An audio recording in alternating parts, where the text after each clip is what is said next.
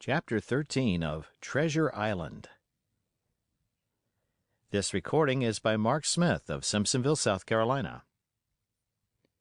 Treasure Island by Robert Louis Stevenson. Part 3. My Shore Adventure. Chapter 13. How My Shore Adventure Began. The appearance of the island when I came on deck next morning was altogether changed. Although the breeze had now utterly ceased, we had made a great deal of way during the night, and were now lying becalmed about half a mile to the southeast of the low eastern coast. Gray-colored woods covered a large part of the surface. This even tint was indeed broken up by streaks of yellow sandbrake in the lower lands, and by many tall trees of the pine family, outtopping the others, some singly, some in clumps, but the general coloring was uniform and sad. The hills ran up clear above the vegetation in spires of naked rock. All were strangely shaped, and the spyglass, which was by 300 or 400 feet the tallest on the island, was likewise the strangest in configuration, running up sheer from almost every side and then suddenly cut off at the top, like a pedestal to put a statue on. The Hispaniola was rolling scuppers under in the ocean swell. The booms were tearing at the blocks, the rudder was banging to and fro, and the whole ship creaking, groaning, and jumping like a manufactory.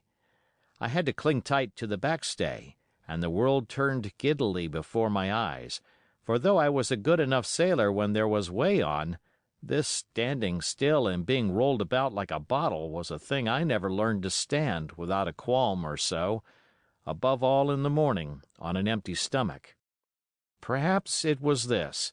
Perhaps it was the look of the island, with its gray, melancholy woods, and wild stone spires, and the surf that we could both see and hear foaming and thundering on the steep beach. At least, although the sun shone bright and hot, and the shore birds were fishing and crying all around us, and you would have thought anyone would have been glad to get to land after being so long at sea, my heart sank, as the saying is, into my boots, and from the first look onward, I hated the very thought of Treasure Island. We had a dreary morning's work before us, for there was no sign of any wind, and the boats had to be got out and manned, and the ship warped 3 or 4 miles round the corner of the island and up the narrow passage to the haven behind Skeleton Island. I volunteered for one of the boats, where I had of course no business. The heat was sweltering, and the men grumbled fiercely over their work. Anderson was in command of my boat, and instead of keeping the crew in order, he grumbled as loud as the worst. "Well," he said with an oath, "it's not forever." I thought this was a very bad sign, for up to that day the men had gone briskly and willingly about their business, but the very sight of the island had relaxed the cords of discipline. All the way in, Long John stood by the steersman and conned the ship. He knew the passage like the palm of his hand, and though the man in the chains got everywhere more water than was down in the chart, John never hesitated once. "There's a strong scour with the ebb," he said, "and this here passage has been dug out, in a manner of speaking, with a spade." We brought up just where the anchor was in the chart, about 1/3 of a mile from each shore, the mainland on one side and Skeleton Island on the other. The bottom was clean sand. The plunge of our anchor sent up clouds of birds wheeling and crying over the woods, but in less than a minute they were down again and all was once more silent.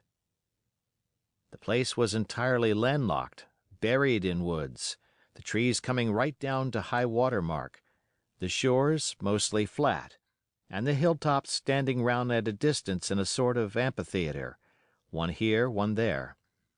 2 little rivers, or rather 2 swamps, emptied out into this pond, as you might call it, and the foliage round that part of the shore had a kind of poisonous brightness. From the ship we could see nothing of the house or stockade, for they were quite buried among trees, and if it had not been for the chart on the companion, We might have been the first that had ever anchored there since the island arose out of the seas. There was not a breath of air moving, nor a sound but that of the surf booming half a mile away along the beaches and against the rocks outside. A peculiar stagnant smell hung over the anchorage, a smell of sodden leaves and rotting tree trunks. I observed the doctor sniffing and sniffing, like someone tasting a bad egg. "I don't know about treasure," he said, "but I'll stake my wig there's fever here."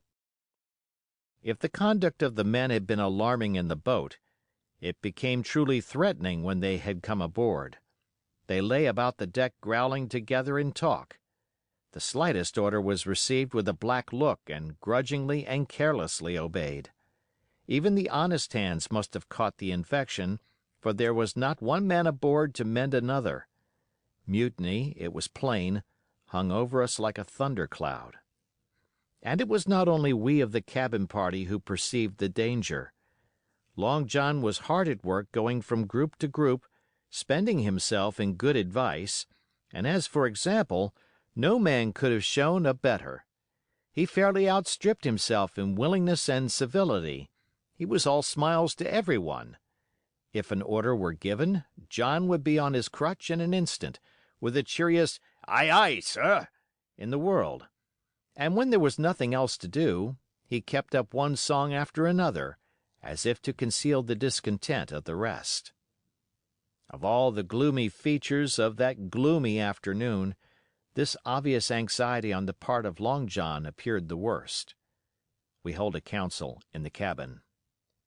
"Sir," said the captain, "if I risk another order, the whole ship'll come about our ears by the run. You see, sir, here it is. I get a rough answer, do I not? Well, if I speak back, pikes will be going in 2 shakes. If I don't, Silver will see there's something under that, and the game's up. Now, we've only one man to rely on." "And who is that?" asked the squire. "Silver, sir," returned the captain. "He's as anxious as you and I to smother things up. This is a tiff. He'd soon talk 'em out of it if he had the chance. And what I propose to do is to give him the chance. Let's allow the men an afternoon ashore. If they all go, well, we'll fight the ship. If they none of them go, well then, we hold the cabin, and God defend the right. If some go, you mark my words, sir, Silver'll bring 'em aboard again as mild as lambs."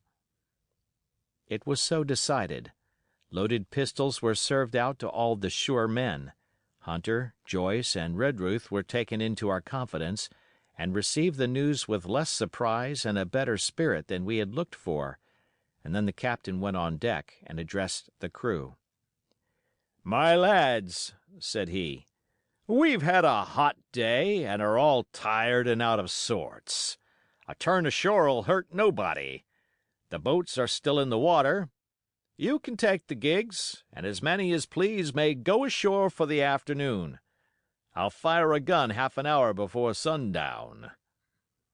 I believe the silly fellows must have thought they would break their shins over treasure as soon as they were landed, for they all came out of their sulks in a moment and gave a cheer that started the echo in a far-away hill and sent the birds once more flying and squalling round the anchorage. The captain was too bright to be in the way. He whipped out of sight in a moment, leaving Silver to arrange the party, and I fancy it was as well he did so. Had he been on deck, he could no longer so much as have pretended not to understand the situation. It was as plain as day.